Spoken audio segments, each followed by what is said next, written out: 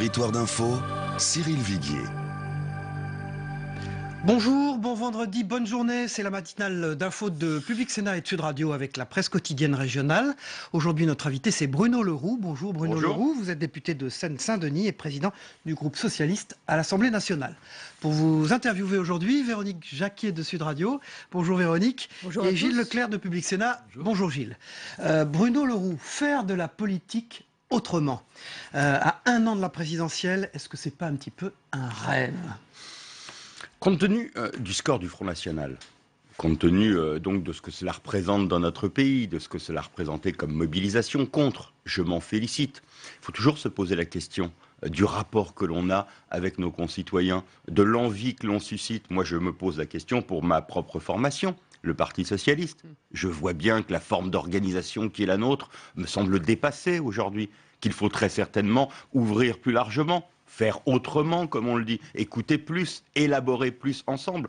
Et donc ce débat n'est jamais un débat vain, surtout quand on va vers une échéance capitale pour le pays, l'élection présidentielle, qui est celle qui mobilise le plus. Donc profitons de ce moment où il va y avoir une forte mobilisation pour essayer de se rénover profondément. Chez les Français, on a bien compris, mais chez vos pairs, est-ce qu'il y a ce désir ? Je pense que s'ils n'ont pas le désir, c'est qu'ils ne voient pas la réalité. Et très franchement, je n'ai pas senti d'instinct de conservation, dire il faut rester sur ce que sont aujourd'hui nos sections, notre organisation. On voit bien que tout cela, c'est un jeu entre nous. Aujourd'hui, c'est un jeu qui est de moins en moins ouvert. Donc je crois qu'il y a un fort appétit pour essayer de dépasser nos structures. Véronique Jacquier avec des mesures. Oui, Manuel Valls a voulu montrer hier soir qu'il tirait les leçons du vote de dimanche. Il a dit « Urgence économique, la priorité en 2016, c'est l'emploi. Priorité à la formation des chômeurs avec un plan massif. » Est-ce que vous avez une idée des mesures qui pourraient être annoncées ? Nous allons les élaborer avec le Premier ministre. Il vient devant notre groupe ce matin pour faire pas simplement le commentaire. Nous ne sommes pas dans le groupe socialiste à commenter uniquement, donc à élaborer avec lui le plan qu'il a annoncé pour le début de l'année. Nous lui avons dit, c'est la lutte contre le chômage qui doit être la totale priorité. Mais la vraie lutte contre le chômage, c'est-à-dire celle qui permet aux entreprises de créer des emplois. Et c'est pour ça qu'il n'est pas question de revenir, de rebattre la donne sur les questions qui touchent aux aides aux entreprises, à la compétitivité. Pas de rupture de confiance au moment où les choses pourraient repartir. Mais la question centrale, c'est quels peuvent être tous les accélérateurs de retour à l'emploi. Et la formation pour les chômeurs qui en sont le plus éloignés est un des éléments essentiels. Quand on vous écoute, ça veut bien dire que vous voulez vraiment aller plus loin. Est-ce que ça veut dire demander des contreparties à des chômeurs en échange d'une formation ? Parce que depuis le début du quinquennat, vous avez essayé beaucoup de choses pour la formation et l'apprentissage. Je vais vous donner un exemple. Ça ne marche pas. Nous avons voté à l'Assemblée nationale la semaine dernière en première lecture, ça va arriver au Sénat dans quelques jours, une loi territoire d'expérimentation zéro chômeur, élaborée avec toute la société civile, à l'initiative d'ATD Quart Monde, mobilisant véritablement de grandes forces dans le pays qui visent, vieux débat que l'on a depuis des années, à dire il y a des dépenses passives et des dépenses actives. Le RSA, c'est des éléments qui sont plutôt passifs. Essayons de les transformer pour que ces chômeurs de longue durée puissent avoir non pas une indemnisation, mais un emploi et une rémunération. Et on a voté ça en première lecture. Moi, je propose au Premier ministre d'abord que nous accélérions le temps parlementaire pour très vite mettre cela en application, mais que nous doublions, que nous triplions les territoires d'expérimentation, puisque les élus sont aujourd'hui très demandeurs. J'ai déjà comme demande 4 ou 5 fois plus de demandes d'élus que de territoires. Eh bien, donnons à tous les élus la possibilité d'expérimenter cela. C'est par exemple une première proposition. Gilles Leclerc. Bruno Le Roux, je rappelle que vous êtes le président des députés socialistes. En matière de formation professionnelle, si on veut encore une fois s'arrêter un peu plus sur ce sujet-là, on a entendu hier ce mot contrepartie de la part de Manuel Valls. Ça veut dire quoi pour vous ? On peut ou on pourrait aller jusqu'où ? Ça veut dire que si on forme mieux et plus un chômeur, on peut lui demander quoi en échange ? Ça, c'est à la discussion. Moi, je vais laisser... Non, mais attendez... Ça veut dire qu'on pourrait imaginer que s'il refuse un emploi, deux emplois... Non, mais moi, je ne veux pas faire peur.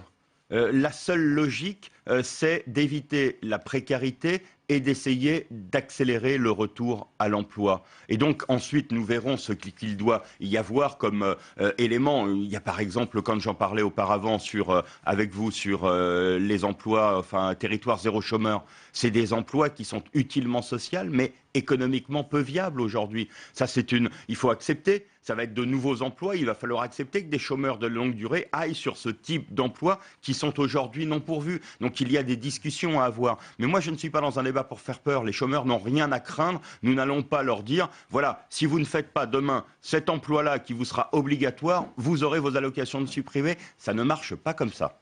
Alors justement, Bruno Le Roux, quand même, si on prend un tout petit peu de recul, c'est un peu la question que se posent aujourd'hui les Français. On a un peu l'impression qu'il faut attendre qu'un Front National fasse presque 7 millions de voix à une élection pour qu'on se décide à mettre le paquet sur ces mesures-là.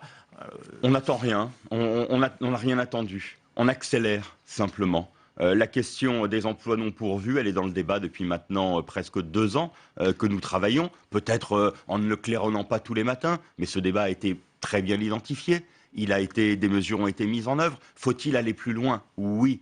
Parce que nos concitoyens ont le sentiment qu'on ne s'en sort pas de cette crise, que le chômage ne baisse pas. Et c'est vrai qu'une stabilisation, pour eux, ce qui est en train de se passer, mais ce n'est pas convaincant sur la réussite des mesures que nous avons mises en œuvre. Et donc c'est pour ça que quand on entend ce que nous ont dit les concitoyens sur 6 millions d'entre eux qui votent pour le Front National, et je pense à tous les autres qui ont voté pour nous aussi, je ne les oublie pas, ils avaient le même motif d'inquiétude. Est-ce que le chômage va véritablement baisser? C'est pour cela qu'il faut accélérer. Mais est-ce que vous n'êtes pas convaincant sur le Véronique chômage, tout Jacquier simplement parce qu'il faut essayer autre chose que la formation des chômeurs et l'apprentissage? La création de richesses, on ne crée pas d'emplois en France. Mais c'est bien pour cela que j'ai dit comme première mise en garde tout à l'heure qu'il n'est pas question de faire un tête à queue sur la compétitivité et sur la façon dont les entreprises doivent créer des emplois. Moi, je pense que l'État a sa responsabilité, notamment dans la meilleure articulation des dépenses pour qu'il y ait des emplois créés qui ne sont pas rentables aujourd'hui. Mais ce n'est pas ça qui fait la reprise économique. La reprise économique, c'est des nouveaux marchés pour nos entreprises, c'est des conquêtes à l'exportation, c'est des conquêtes sur le marché intérieur. Donc c'est cela, la reprise. Moi, je ne suis pas pour dire que nous allons nous substituer aujourd'hui aux entreprises qui ne créeraient pas d'emplois. C'est elles qu'il faut mettre en situation d'en créer d'abord.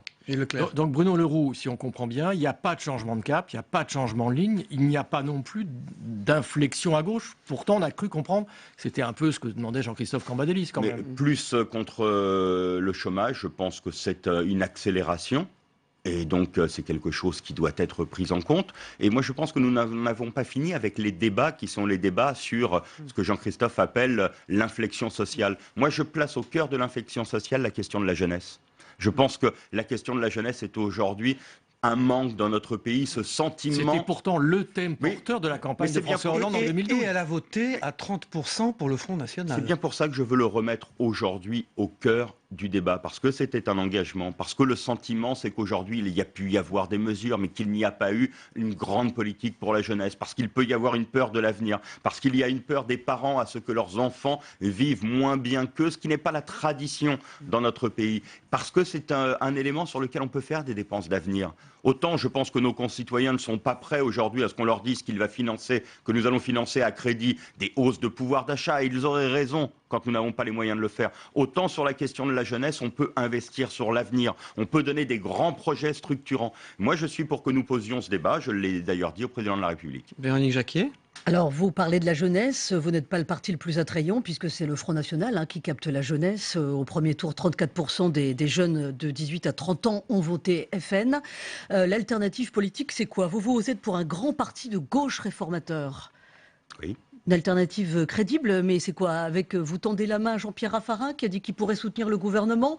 C'est quoi l'alternative au Front National pour cette jeunesse? Vous leur parlez comment? D'abord, vous avez dit 34% des votants, ce qui représente quand même relativement peu. Donc la théorie selon laquelle la jeunesse serait aujourd'hui tournée vers le Front National, malheureusement pas plus que les Français, c'est les mêmes pourcentages. Simplement, c'est vrai que c'est nouveau dans la jeunesse.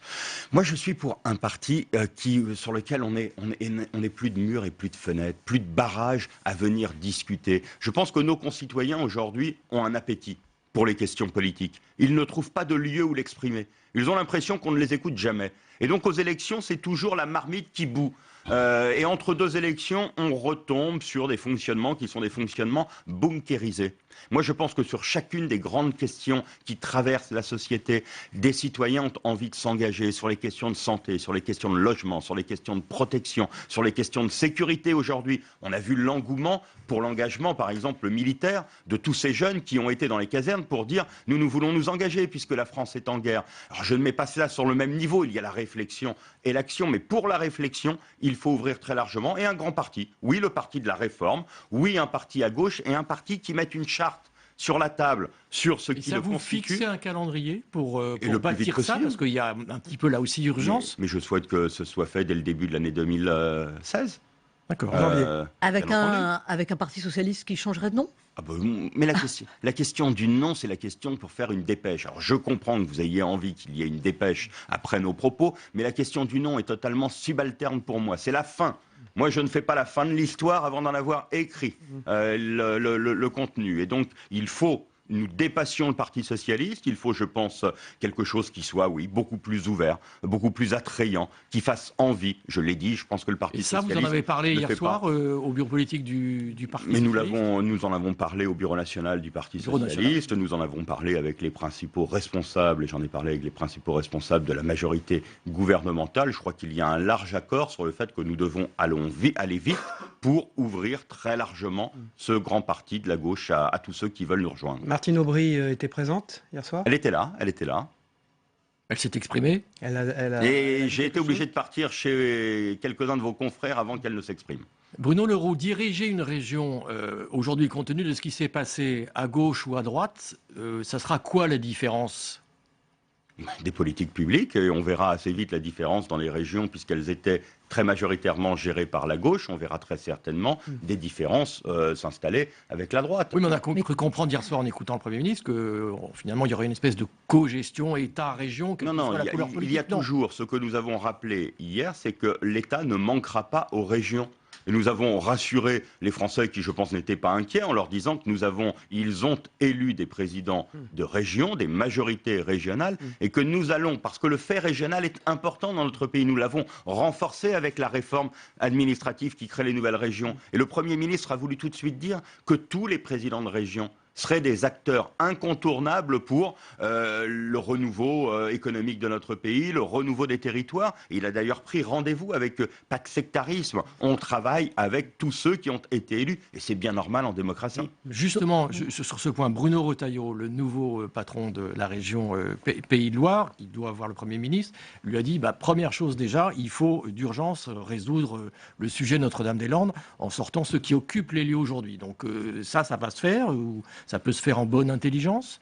Je pense que ça doit se faire en bonne intelligence avec la région. Monsieur Retailleau défendait cet aéroport. Il y a à gauche beaucoup d'élus qui défendent ce nouvel aéroport. Des procédures juridiques sont arrivées à leur terme. Il faut bien entendu avoir une concertation aujourd'hui entre la région Bretagne, la région Pays de Loire, l'État, pour pouvoir mettre en œuvre les décisions le plus rapidement possible, je le pense. Véronique Jacquier.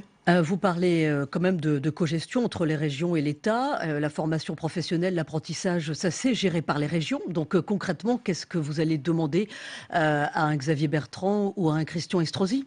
Vous permettrez que ce soit Myriam El Khomri qui prenne les premiers contacts avec eux et pas le président du groupe socialiste. Mais nous allons leur demander, bien entendu, d'accompagner les efforts, de les déployer sur les territoires, de les amplifier sur les territoires. Et nous allons leur dire qu'il peut y avoir des échéances dans 1 an et demi, mais que pour les Français, nous sommes comptables d'un même souci, être efficace, et que rien ne doit pouvoir bloquer. Et d'ailleurs, je n'ai pas senti, dans les premières déclarations d'un Xavier Bertrand ou de politique partisane, de politique politicienne. Il a son programme. Il sait d'ailleurs qu'il faut peut-être regarder la façon dont il va le mettre en œuvre, parce que ça ne peut pas être le programme qu'il avait il y a 15 jours, compte tenu du corps électoral qui l'a élu. Et je n'ai pas senti de volonté d'entamer une bataille contre l'État, une bataille contre le gouvernement. Et c'est bien, je pense, pour nos territoires qu'il en soit ainsi.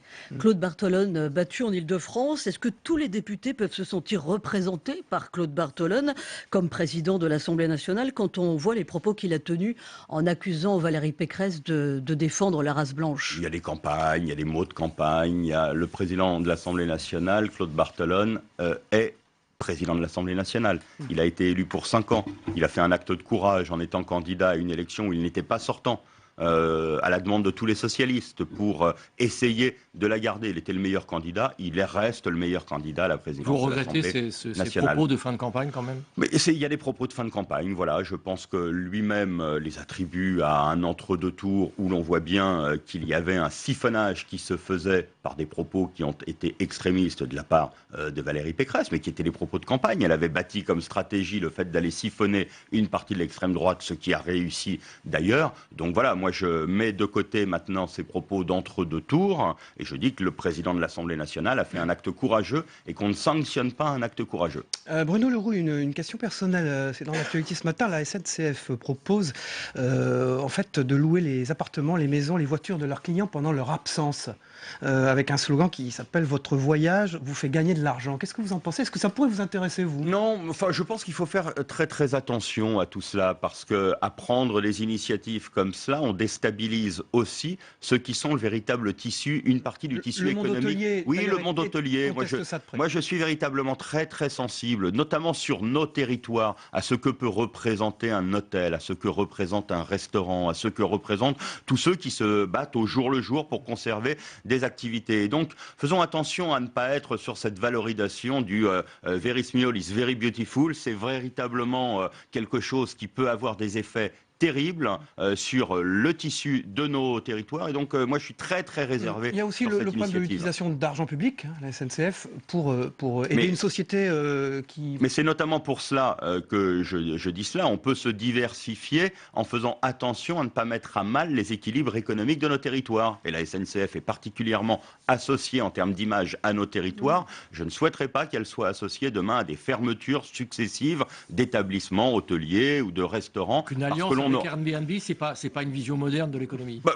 En tout cas, je fais pas faire de l'économie autrement. Non, je fais toujours attention aux effets. Sur l'économie réelle, c'est-à-dire ceux qui investissent pour cela. Il y a des investisseurs aujourd'hui sur nos territoires, faisons attention, ils sont dans un environnement concurrentiel, ils l'affrontent, mais faisons attention à ne pas augmenter leurs difficultés. Bruno Le Roux, député de Seine-Saint-Denis, président du groupe socialiste à l'Assemblée nationale. Vous étiez notre invité ce matin. Merci. Merci à vous. On passe à l'analyse de l'actualité ce matin. Des propos également de Bruno Le Roux, le président du groupe socialiste à l'Assemblée nationale, avec les éditorialistes dans un instant.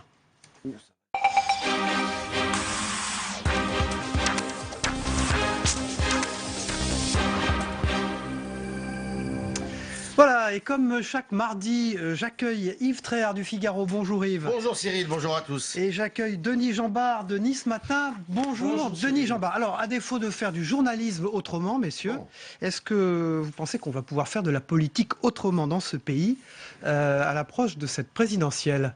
Ah, ça commence mal.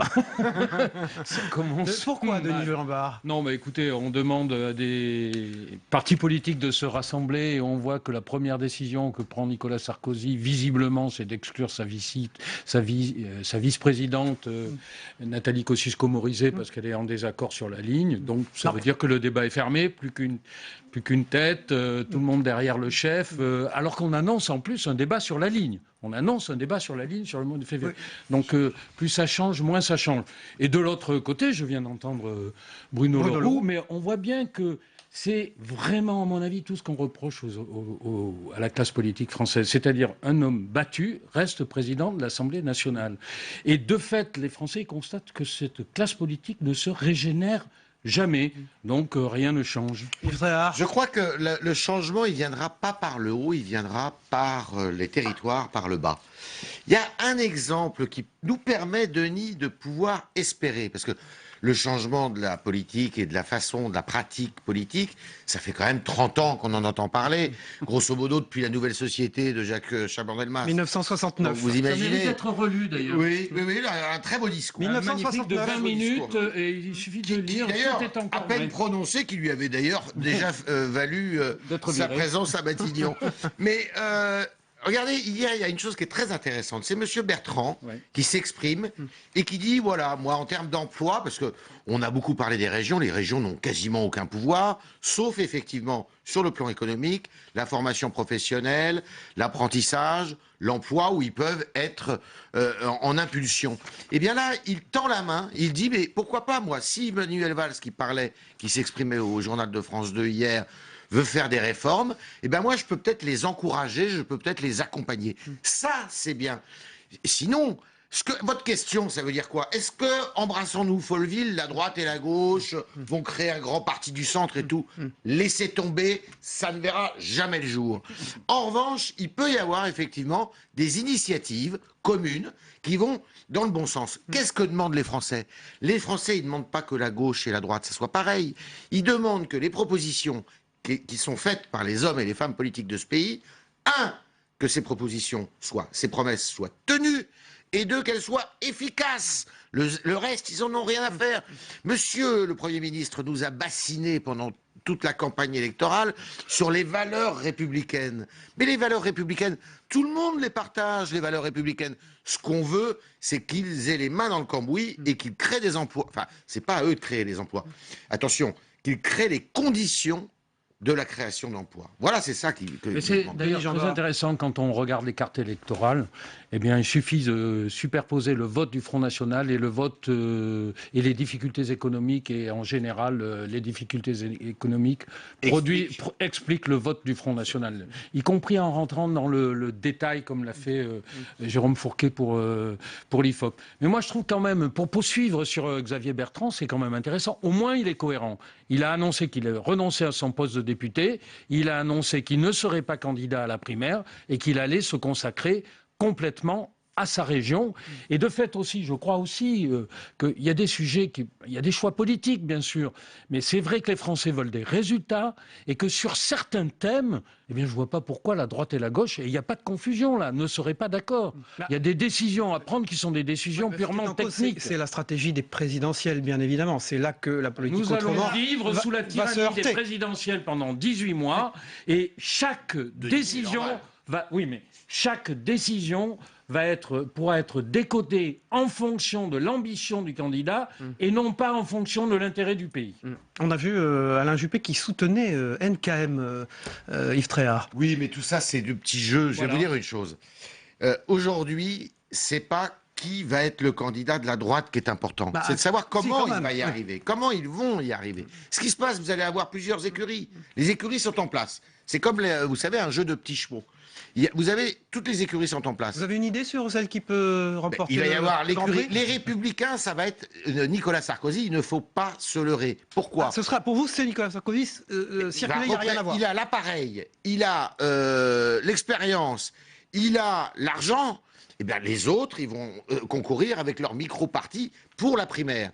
Cette primaire, maintenant, elle va avoir lieu quand? Il est là, le sujet. Ils vont se batailler pour savoir si elle a lieu avant l'été ou après l'été. Pourquoi Nicolas Sarkozy, qui ne l'a pas dit lui, mais qui l'a fait dire à ses lieutenants, veut que la primaire soit beaucoup plus avancée? Parce qu'il ne veut pas que le débat infuse dans le pays à droite. Si le débat infuse, eh bien ses chances, évidemment, s'amenuiseront parce qu'il y aura de plus en plus de débats sur sa personne. Rapidement, Denis Jambard. Complètement d'accord avec ce que vient de dire Yves. Le problème qu'a Nicolas Sarkozy, c'est que je crois que dans les statuts, il y a 1 an de préparation de la primaire. Donc il faudrait réviser les statuts. Et donc là, de nouveau, un débat. Moi, je parie que la primaire aura lieu en novembre.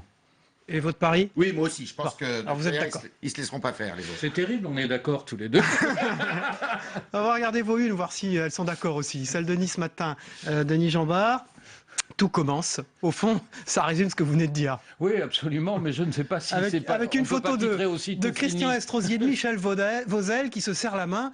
C'est là aussi faire de la politique autrement. C'est surréaliste, heureusement qu'ils se serrent la main. Parce que ça, c'est républicain. Et celle du Figaro, alors je vous la montre, vous me l'avez amenée. Une politique, c'est pas la guerre. La droite à l'heure des comptes, ça aussi, c'est la politique autrement. Alors c'est de la politique autrement, mais c'est toujours comme ça. Simplement, il y a un effet de loupe là. Hein. Nathalie Kosciusko-Morizet est toujours un petit peu à part, marginale à l'intérieur des Républicains. Elle a une voix qu'elle exprime de façon très très forte. Et il n'y en a pas tant que ça quand même qui sont je dirais en rupture avec le président. Sur le Nini, tout le monde était d'accord. Tout le monde était d'accord. Mais moi, je pense que c'est toujours une erreur que de se priver d'une voix différente dans un parti. Ça veut dire qu'on se rétrécit au lieu d'élargir son camp.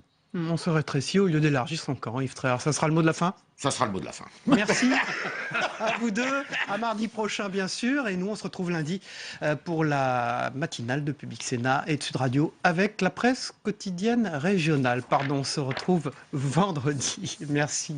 Au revoir.